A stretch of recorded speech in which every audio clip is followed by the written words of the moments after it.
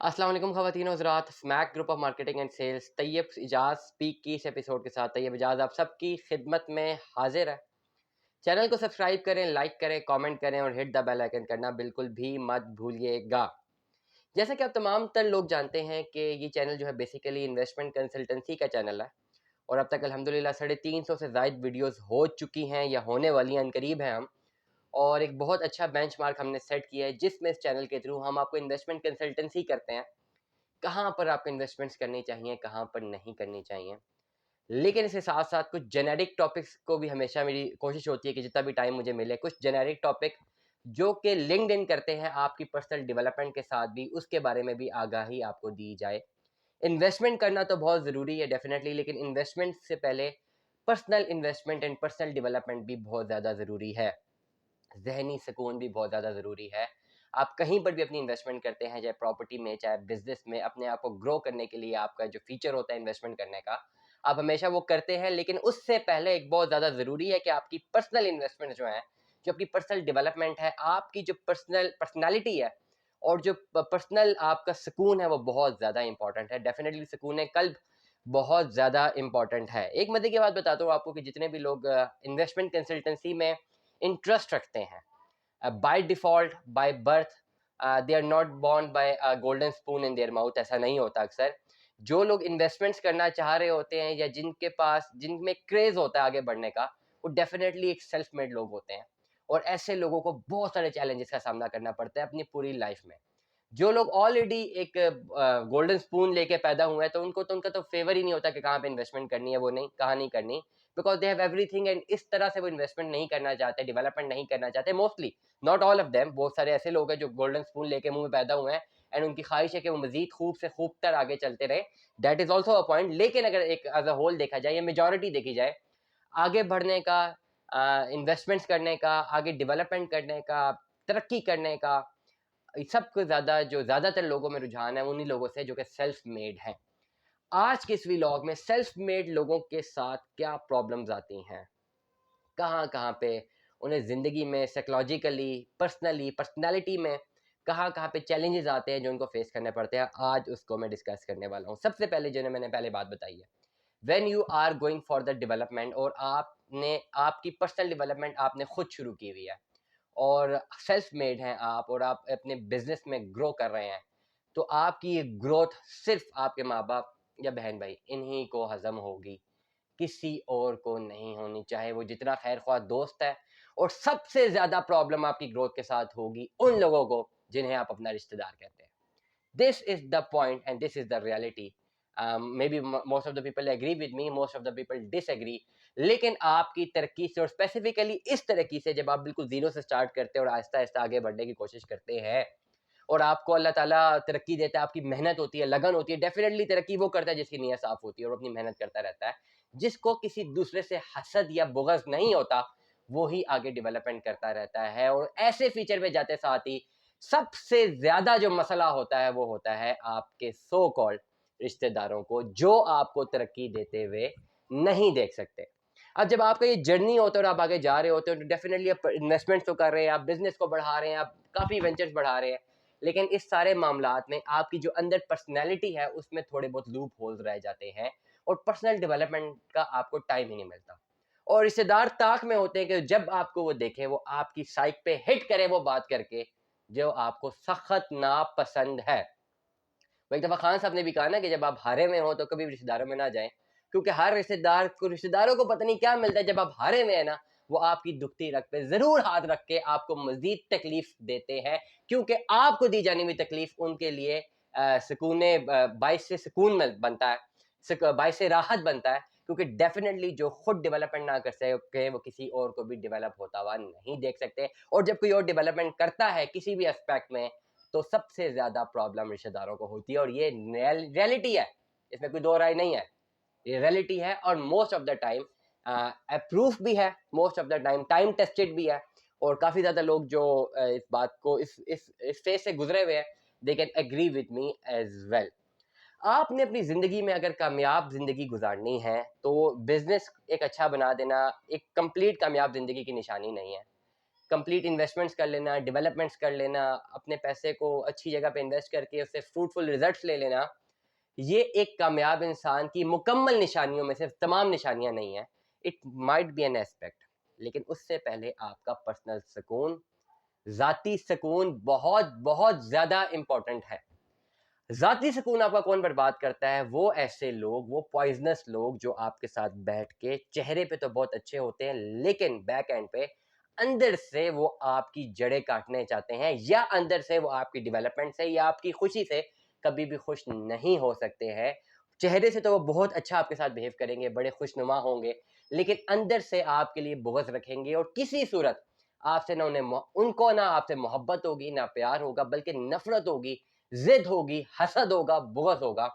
और ऐसे लोग अपनी वाइब्स के ज़रिए आपकी पर्सनैलिटी को डैमेज कर जाते हैं। तो सबसे पहले आपने अपनी ज़िंदगी में मार्क अप करना है कि वो कौन से बुग़्ज़ रखने वाले लोग हैं, वो पॉइज़नस लोग हैं कि आप जिनके साथ भी बैठे वो पॉइज़न आपको दे जाते हैं।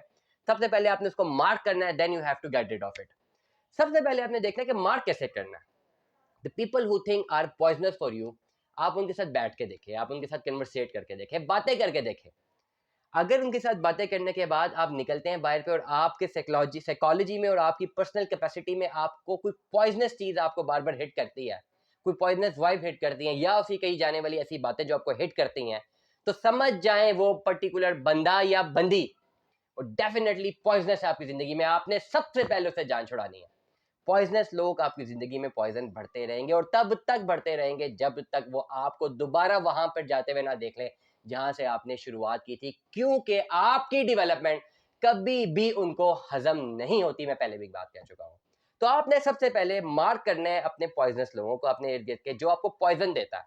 और मजे की बात यह है, जो पॉइजनस बंदा होगा वो आपके साथ बैठ के इतनी खुश मिजाजी से आपसे बात कर रहा होगा, इतना खुश होकर बात कर रहा होगा, इसी को मुनाफिक भी कहते हैं। और ऐसे लोगों से आपने बचना है और ऐसे लोगों से आपने इंटरेक्शन ही छोड़ देना है।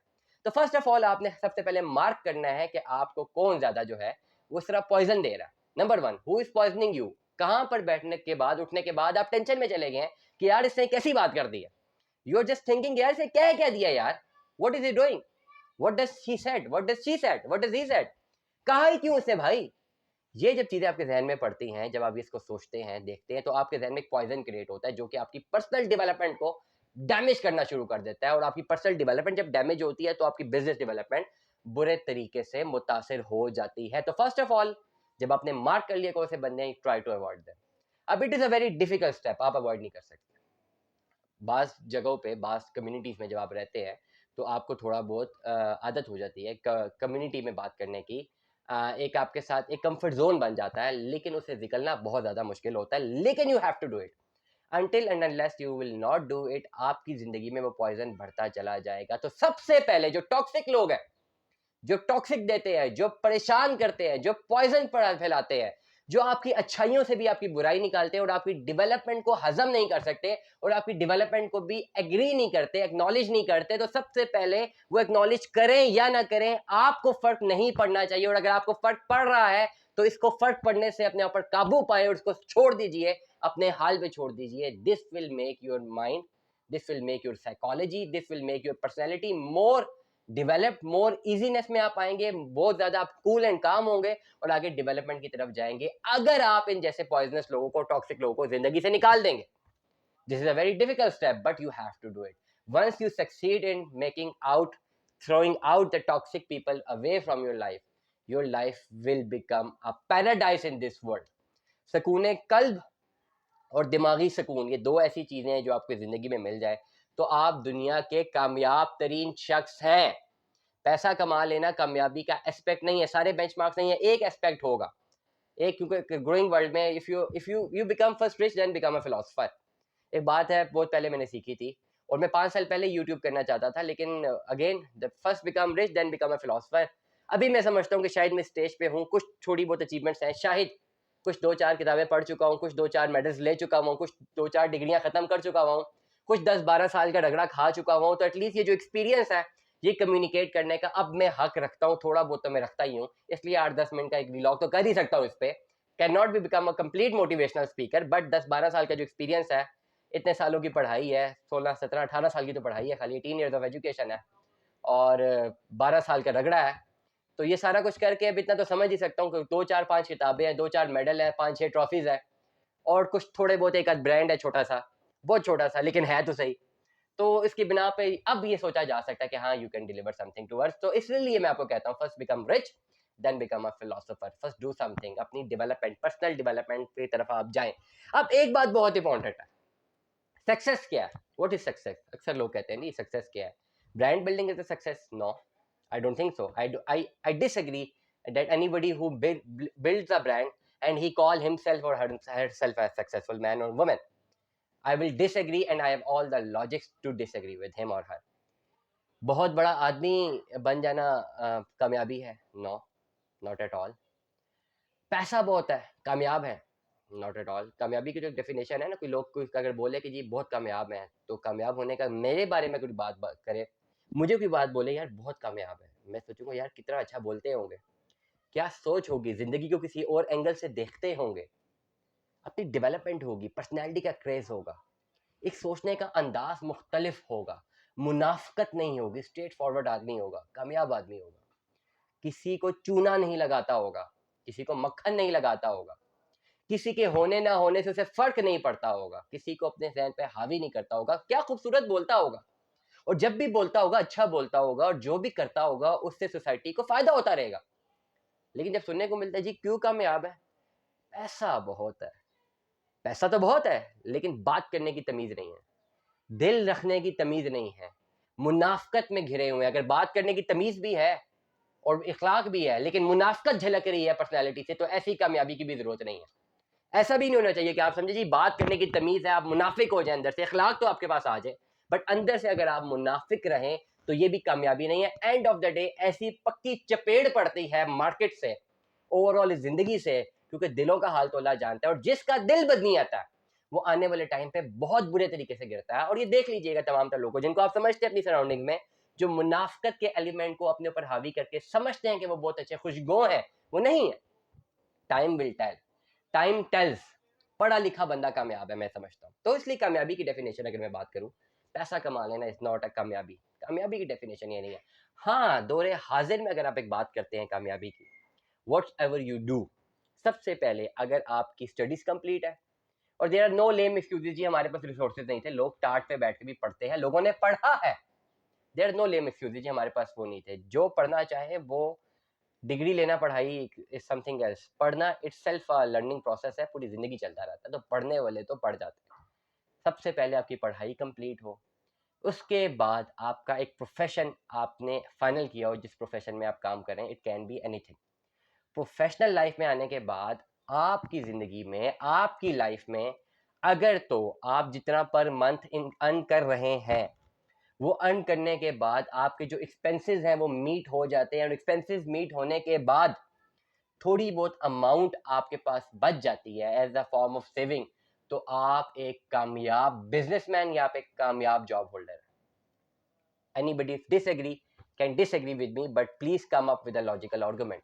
मैं अगेन रिपीट कर रहा हूं कि अगर तो आपकी महाना अर्निंग जो है, जितनी भी आप अर्न करते हैं, व्हाट्सएवर द नंबर्स आर, वो अर्निंग करने के बाद आपके जो महाना एक्सपेंसेस हैं वो सारे के सारे फुलफिल हो जाते हैं, और फुलफिल होने के बाद थोड़े बहुत पैसे सेविंग्स की सूरत में आपके पास बच जाते हैं, तो आप एक कामयाब जिंदगी बसर कर रहे हैं। इसके ऊपर जो परचेजिंग पावर ज्यादा हो जाए ना, दैट्स अनदर फैक्टर, वो सिर्फ नसीब वालों को होती है, उससे कोई फर्क नहीं पड़ता, doesn't makes any difference at all. किसी की परचेजिंग पावर बहुत ज्यादा है, किसी की परचेजिंग पावर बहुत कम है। BMW में भी कोई फिर रहा है तो वो कहता है यार मेरे पास सिर्फ ये है, मुझे अपना जाती हेलीकॉप्टर खरीदना है जिसमें मेरे घर में जाती हेलीपैड हो। ला हासिल और हासिल के दरमियान में जो लोग फंसे रहते हैं, वो अगर किसी चीज को हासिल भी कर ले तो लेकिन सारी जिंदगी यहां से डैमेज रहते हैं, पर्सनैलिटी क्रैश कर जाती है। एक और बात आपको बताऊं, आपके करियर में जब आप जा रहे हैं, जब भी आपको बोले लोग कि देखो पागल हो गया, तो समझ लेना कि आप बिल्कुल सही रास्ते पर जा रहे हैं। If there are number of people saying you that तुम पागल हो गए हो, यू आर मैड, तुम खड़ूस हो, तुम्हें बात करने की तमीज नहीं है, तुम्हें कुछ भी नहीं है, whatsoever they claim on you, जब भी आपको लोग क्रिटिसाइज करने लगे ना, bunch of people starting criticise you, समझ जाना बॉस कि आप बिल्कुल सीधे रास्ते पर चल रहे हैं, because I said it earlier, आपकी डेवलपमेंट किसी को हजम नहीं होनी। And keep on posting stupid things, जितनी स्टूपिड थिंग्स आप पोस्ट कर सकते हैं अपने सोशल मीडिया पे आप करते जाइए, बिकॉज पीपल वांट टू सी कि आप कितने अनडिवेलप्ड, कितने नॉन सीरियस हैं जिंदगी के साथ, और अब जिंदगी का टाइम कैसे जाया कर रहे हैं। They do not want to see their your actual development, और उनको दिखाने की जरूरत भी नहीं है भाई। अपनी पर्सनल डेवलपमेंट करें, टॉक्सिक लोगों से अपनी जान छुड़ाएं, पॉइजनस लोगों से अपनी जान छुड़ाएं। जो लोग आपकी डेवलपमेंट पे आपसे बुग़्ज़ रखते हैं, और उसकी निशानी होगी कि मुंह पे आपके बहुत अच्छे होंगे, बड़े खुश मिजाज और खुशगो होंगे, और जो आपके साथ लॉयल होगा वो आपके लिए एक डेविल्स एडवोकेट होगा। आप डेविल्स एडवोकेट को पढ़ लेना कि व्हाट इज डेविल्स एडवोकेट, आने वाले व्लॉग में उसको बताएंगे हम। लेकिन आपने इस व्लॉग सुनने के बाद करना ये है कि सब फर्स्ट ऑफ ऑल आप जो भी काम कर रहे हैं, अगर आप स्टूडेंट हैं आप पढ़ाई मुकम्मल करेंगे। अगर आप अपनी इन्वेस्टमेंट्स करना चाह रहे हैं, अपनी इन्वेस्टमेंट तो करनी है, लेकिन आपने पर्सनल डेवलपमेंट करनी है, पर्सनल इन्वेस्टमेंट्स करनी है, पर्सनल जो है अपने आप को डेवलपमेंट के फेस में करना है, अपनी पर्सनैलिटी बिल्डअप करनी है। इस पर्सनैलिटी बिल्डिंग में आपने सबसे पहले अपने जहनी सुकून को मद्देनजर रखना है। जहनी सुकून होगा तो आप इन्वेस्टमेंट कर पाएंगे। जहनी सुकून में आने के लिए आपने अपनी जिंदगी से पॉइजन और टॉक्सिक को खत्म करना है, और ये करने के लिए आपको उन लोगों से जान छुड़ानी है जो आपकी जिंदगी में पॉइजन और टॉक्सिक भर रहे हैं। और वो करने के लिए आपको पहले मार्क करना है कि वो कौन कौन से लोग हैं जो कि आपकी जिंदगी में ये किरदार अदा कर रहे हैं। उनको पहले आपने मार्क करना है। उनको मार्क करने के बाद फिर आपने डिसीजन लेना है, उनसे जान छुड़ानी है। कामयाब जिंदगी गुजारने का पहला स्टेप ये है। अगला स्टेप फिर आप अपनी इन्वेस्टमेंट्स करें, और इन्वेस्टमेंट तो जब भी करनी हो तो हम तो हाजिर हैं ही। Stay tuned with us. अल्लाह हाफिज।